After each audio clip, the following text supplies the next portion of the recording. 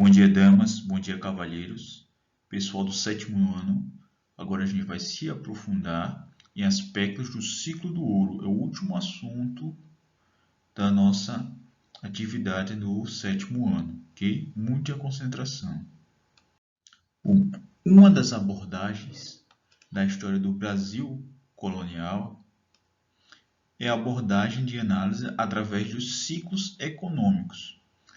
No que corresponde aos assuntos do sétimo ano, seriam 3 ciclos econômicos. O ciclo econômico do pau-brasil, o ciclo econômico da cana-de-açúcar e o ciclo econômico da mineração. O ciclo econômico do pau-brasil, a gente já estudou, ele iniciou com o descobrimento, certo? A princípio não se havia encontrado ouro, e a atividade extrativista que gerou mais lucro durante os 30 primeiros anos do descobrimento pelos portugueses era a extração do pau-brasil. Por quê? Era uma madeira que tinha uma resina vermelha que servia para tingir tecidos. E a cor vermelha, o pigmento vermelho, roupas nessa tonalidade, era muito valorizado na época. Então, primeiro ciclo econômico foi o extrativismo do pau-brasil. Okay?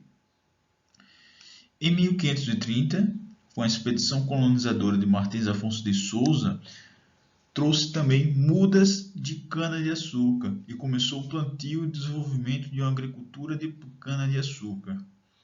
A cana-de-açúcar, mais especificamente o açúcar, era uma especiaria muito valorizada. E a cana-de-açúcar passou a ser o produto mais valorizado. Então, acaba o ciclo do pau-brasil e começa o ciclo da cana-de-açúcar. Ainda existe o comércio de pau-brasil, ok? Porém, o produto mais importante é a cana-de-açúcar. E a gente acabou de estudar. Porém, agora a gente vai ver os aspectos que levaram o declínio da cana-de-açúcar enquanto produto mais importante, ok? Porém, que levaram também ao ouro, o surgimento do ciclo do ouro.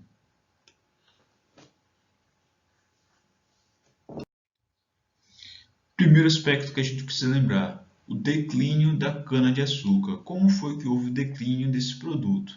Ok? Bom, a gente sabe que durante o auge do ciclo da cana-de-açúcar houve a União Ibérica e, como a gente estudou, consequentemente, a invasão holandesa. O açúcar era um produto muito importante, os holandeses precisavam do lucro desse comércio e invadiram a capitania de Pernambuco atrás do açúcar, que era um produto valorizado. Okay? Passados 60 anos, houve o processo de restauração portuguesa, que colocou uma nova monarquia, uma nova dinastia no poder de Portugal. E a partir disso, eles passaram um processo de reconquista, reconquistar a terra do Nordeste brasileiro, a qual eles tinham perdido para os holandeses. Okay? Então, houve esse processo de expulsão dos holandeses. Os holandeses estavam aqui no Brasil e foram expulsos. Só que o que é que acontece? Os holandeses foram expulsos? Foram expulsos. Só que eles levaram mudas de cana-de-açúcar para outras terras, outras colônias que eram de propriedades portuguesas, principalmente no Caribe. Então, o que é que aconteceu nesse interim, nesse processo? Os holandeses, que eram um dos principais clientes, né, uma das principais pessoas que compravam o açúcar, passou a ser um concorrente. Deixou de ser cliente e passou a ser um concorrente. Ok? Nesse sentido, os portugueses, eles, além de perder um importante comprador, os outros compradores agora tinham um poder de escolha, podiam tanto comprar de Portugal quanto dos holandeses. Isso fez baixar o preço do açúcar no mercado internacional. Então, o açúcar agora estava em declínio, ok? Além disso, surgiu, através do processo de interiorização, um novo produto. Bom, o processo de interiorização. A gente viu que durante o Brasil colonial, as principais cidades, e até hoje mesmo, as principais cidades são cidades próximas ao litoral ou cidades litorâneas. Ok? Por quê? Porque as principais cidades foram fundadas por portugueses quando chegaram aqui no território, certo?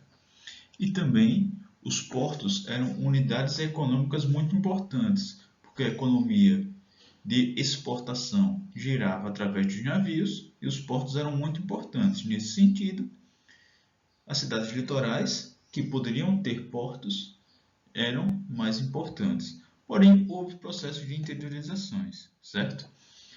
O que é um processo de interiorização? É de pessoas que vão morar no interior do território ou a fundação de comunidades no interior do território, certo?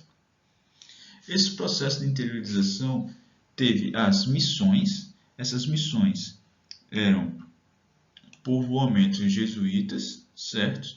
Com população indígena.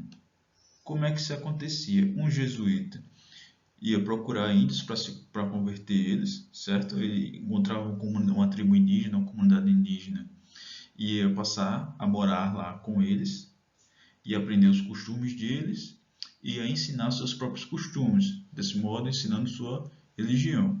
Com o passar do tempo, alguns índios iam se convertendo à religião do jesuíta, iam se convertendo ao catolicismo, e os jesuítas chamavam esses índios para fazer uma organização, um povoamento à parte, onde eles poderiam viver praticando a sua religião diferente da religião da tribo, ok? E esses povoamentos eram chamados de missões, ok?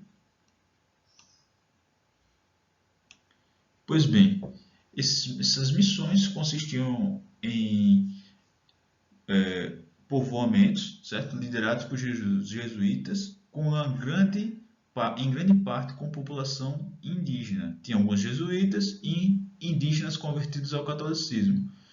Esses indígenas geralmente também já tinham aprendido a falar o português, certo? E eram unidades de povoamento autônomas e autossustentáveis, ok? Elas tinham seus próprios governos, tinham sua própria organização política e tinham também a sua sustentabilidade. Tudo que eles precisavam, eles conseguiam produzir nelas mesmas, ok? Foi um processo, a criação das missões foi um processo relativamente pacífico em si, porém ele vai entrar em conflito futuramente com as bandeiras e com as entradas, ok? E o que eram essas entradas e bandeiras que entravam em conflito aí com as missões? Bom, as entradas e bandeiras eram eventos, eram expedições de pessoas que viviam no interior, no litoral, para ir para o interior, entrar na mata e descobrir o que é que tem lá. Tem alguma riqueza? Tem algo interessante? O que é que tem nessa mata aqui que ninguém entrou ainda? Então, essas bandeiras elas foram responsáveis por tomar posse das terras do interior do Brasil, certo? Para os portugueses. Por isso que hoje o Brasil é tão grande, né? Tem dimensões tão para dentro do continente, certo? Por exemplo, Mato Grosso do Sul, Goiás, Minas Gerais, todos esses estados que não têm contato com o Oceano Atlântico só se tornaram brasileiros, só se tornaram primeiro portugueses e depois brasileiros por causa dessas entradas e dessas bandeiras. Tem uma diferença específica entre as entradas e as bandeiras. As entradas elas eram organizadas pela coroa portuguesa. E as bandeiras? As bandeiras eram expedições organizadas por poderes locais, certo? Ou pelos políticos da província, ou por fazendeiros. Então, essa é a diferença. A entrada é organizada pela coroa portuguesa e a bandeira é organizada por poderes locais, ou fazendeiros, ou políticos locais da província, ok? E o que é que eles iam buscar? Basicamente, iam buscar riquezas, né? tentar identificar alguma fonte de riqueza. Ou, principalmente, minério de ouro e prata. E nesse processo também, para conseguir sobreviver no interior da mata, eles tentavam capturar indígenas, escravizar indígenas que viessem ali ajudar eles nesse processo, nessa expedição, ok? Então, eram expedições de pessoas que iam para o interior. Bom, pessoal, a partir dessas bandeiras, a partir dessas entradas, foram se conhecendo os territórios do interior do Brasil e localizando algumas minas, né? Algumas minas fluviais, alguns locais que tinham indícios e alguns encontros de pepitas de ouro, certo? Que era um metal muito precioso. Mas não só de ouro, de prata e outros metais valiosos também, mas principalmente ouro. Então, com o declínio da cana-de-açúcar e, em paralelo, a descoberta de ouro no interior do território português, foi iniciado o ciclo da mineração. A cana-de-açúcar estava em declínio e foi descoberto um novo produto que passou a ser o produto mais valorizado. Começou o ciclo da mineração. Então, pessoal, para essa aula é isso, tá? Até a próxima aula.